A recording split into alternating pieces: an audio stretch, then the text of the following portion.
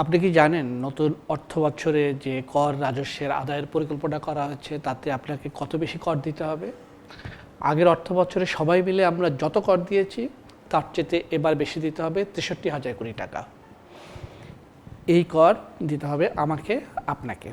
আর আপনার যদি কালো টাকা থাকে তাহলে আপনাকে একটু কম কর দিতে হবে। এমনকি না দিলেও চলবে, যদি আপনি কালো টাকা পাচার করেন ধরার তো কেউ নেই, অন্তত এখন পর্যন্ত কেউ ধরেনি। আমরা জানি যে আমাদের মূল্যস্ফীতি ১৫ মাস ধরে ৯% বেশি।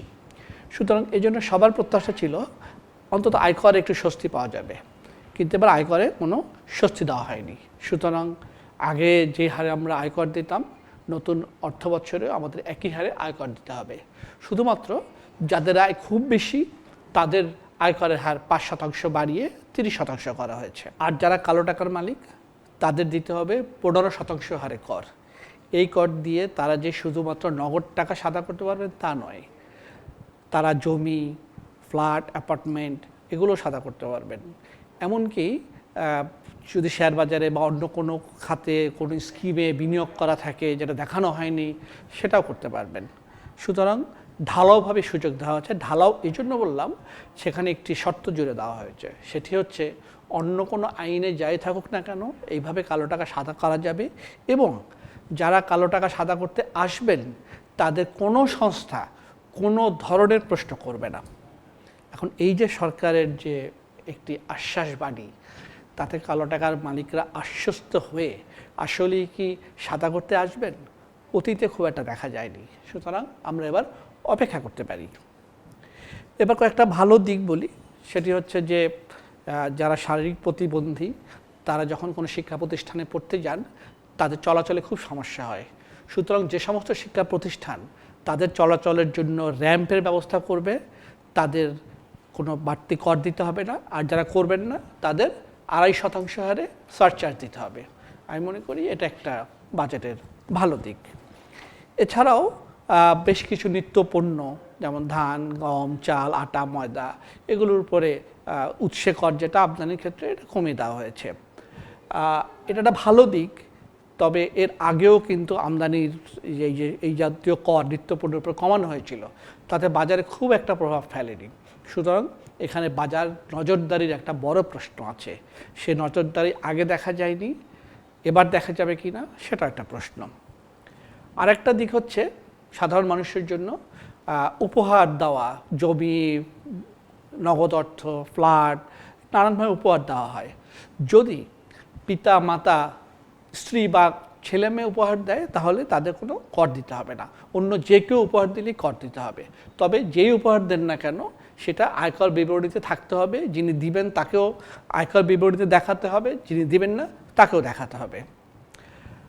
আর আমরা জানি যে আরও অনেক ধরনের ব্যবসা বা অনেক ধরনের সেবা আছে যেগুলো নিতে গেলে শুধুমাত্র আগের মতো টিআইএন থাকলেই হয় না। এখন আমরা যে কর দিয়েছি তার একটা প্রমাণপত্র থাকতে হয়। সে প্রমাণপত্র যদি দেখাতে কোনোখানে বাধ্যতামূলক থাকে সেটা আমরা দেখাতে হয়, এবং যদি কেউ না দেখাতে পারে তাহলে আগে ছিল জরিমানা ৫,০০০ থেকে ২০,০০০ টাকা, এবার সেই জরিমানা বাড়িয়ে ২০,০০০ থেকে ৫০,০০০ টাকা পর্যন্ত করা হয়েছে। সুতরাং এক্ষেত্রে আমার মনে হয় সাবধান হওয়াই ভালো। একটু খারাপ খবরও দিই, যারা ছোটোখাটো ব্যবসা করেন, বিশেষ করে কন্ট্রাক্টারি বা সরবরাহের ব্যবসা, সাধারণত যারা ৫০ লাখ টাকা পর্যন্ত সরবরাহের ব্যবসা করতেন, এই কাজটি করতেন, তাদের আগে ৩% হারে কর দেওয়া হতো। এর চেয়ে যত বেশি বাড়তো করের পরিমাণ বেড়ে যেত। এবার সবার জন্য ৫% করা হয়েছে। সুতরাং যারা একটু কম সরবরাহে ব্যবসা করতেন তারা হয় ব্যবসা বাড়ান, না হলে কিন্তু আপনাদের এবার অনেক বেশি কর দিতে হবে।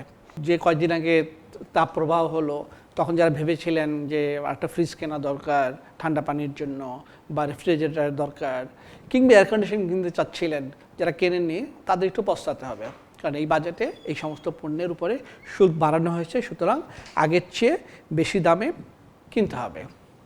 এবার একটু অন্যভাবে কথাটা বলি, সেটি হচ্ছে ধরেন আপনি আপনার পছন্দের মানুষের সাথে দেখা করতে যাবেন। যদি মুঠোফোনে আপনার দিনক্ষণ ঠিক করতে চান তাহলে কিন্তু আগের চেয়ে বেশি খরচ করতে হবে, কারণ কথা বলার উপর করটা বাড়ানো হয়েছে। সাথে যদি ফুল নিয়ে যান অবশ্যই দেশি ফুল নিয়ে যাবেন। বিদেশি ফুলের উপরে কর বাড়ানো হয়েছে।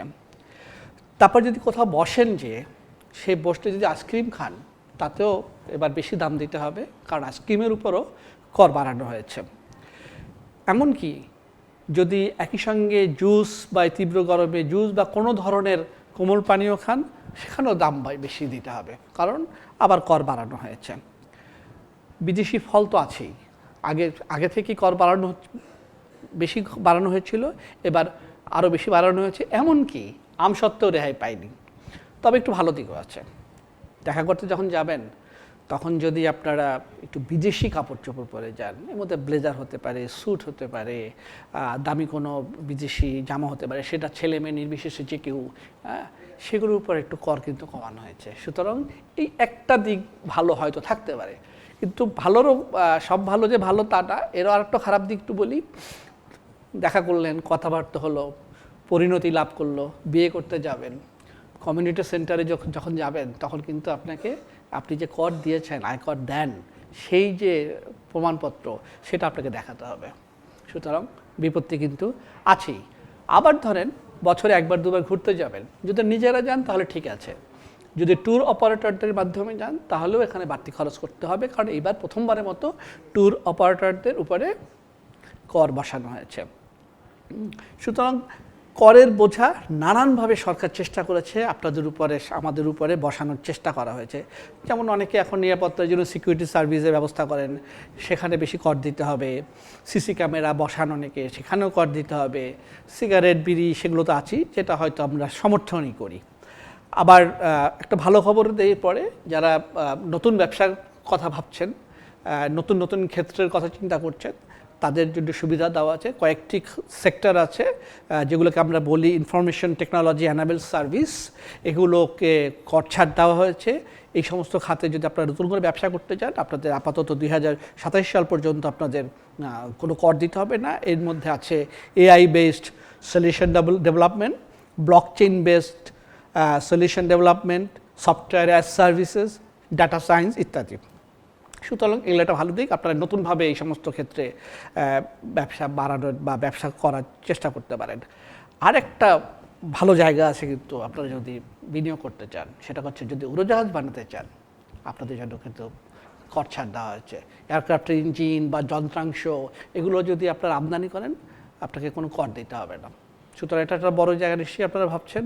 আমার খুব মনে পড়ছে যে 2005 সালে যখন বাংলাদেশ পোশাক ছাড়া অন্য সব ধরনের পণ্যে কর ছাড় পেয়েছিল এলডিসি হিসাবে, তখনকার বাণিজ্যমন্ত্রী আলতাফ হোসেন চৌধুরী বলেছিল, আমরা পোশাক খাতে পাইনি তো কী হয়েছে, আমরা উড়োজাহাজ পণ্য বানাতে পারবো। এতদিন পরে আমার মনে হয়েছে সেই উড়োজাহাজের বানানোর স্বপ্ন সত্যি হতে চলছে। আসলে যদি আপনারা কেউ বানাতে চান, বাজেট আপনাদের জন্য সে সুবিধা রাখা হয়েছে। এত কিছুর পরেও মূল্যস্ফীতি কি কমবে, বিনিয়োগ কি বাড়বে, সেটা একটা বড় প্রশ্ন। এবার বাজেটে সংকোচনমূলক বাজেট আকার একটু কমানো হয়েছে। সবচেয়ে বড় কথা, বেসরকারি খাতে ঋণের লক্ষ্যমাত্রা কমানো হয়েছে, সরকারি বিনিয়োগের লক্ষ্যমাত্রা কমানো হয়েছে। যদিও সরকার আশা করছেন বা অর্থমন্ত্রী আশা করেছেন যে মূল্যস্ফীতি কমবে, কিন্তু বিনিয়োগ হারের যে পরিস্থিতি, মুদ্রা সরবরাহের যে পরিস্থিতি, তাতে বিনিয়োগ খুব একটা বাড়বে বলে মনে হচ্ছে না। সুতরাং মূল্যস্ফীতি আসলেই কমবে কি না, সেটা নিয়ে যথেষ্ট সন্দেহ রয়ে গেছে। সবশেষে একটু বলি যে এই বাজেট থেকে যারা সাধারণ মানুষ একটু আশার আলোর অপেক্ষায় ছিলেন যে মূল্যস্ফীতি কমবে, বিনিয়োগ বাড়বে, আয় বাড়বে, তাদের আশার আলো কতখানি পূর্ণ হবে সেটা একটা বড় প্রশ্ন থাকবে। আমরা একটু বলি না যে টানেলের মাথায় আলো কি দেখা যাচ্ছে। একটু কৌতুক করে বলি যে এবার বাজেটে সব ধরনের বিদ্যুৎ সাশ্রয়ী বাল্ব এবং টিউবলাইটের উপরে শুল্ক বাড়ানো হয়েছে, এবং সেই জন্য টানেলের শেষ মাথার যে আলোর দেওয়ার যে বাল্বটা, সেটাও নিভিয়ে রাখা হয়েছে। সুতরাং বুঝতেই পারছেন কি হতে যাচ্ছে।